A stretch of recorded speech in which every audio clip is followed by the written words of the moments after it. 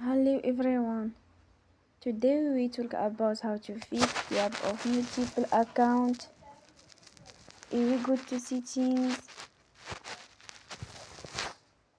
then we click on apps.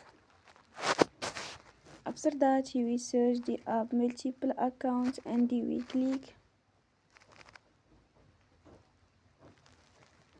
They will on for stop. After that we go to storage. Then we click on clear cache.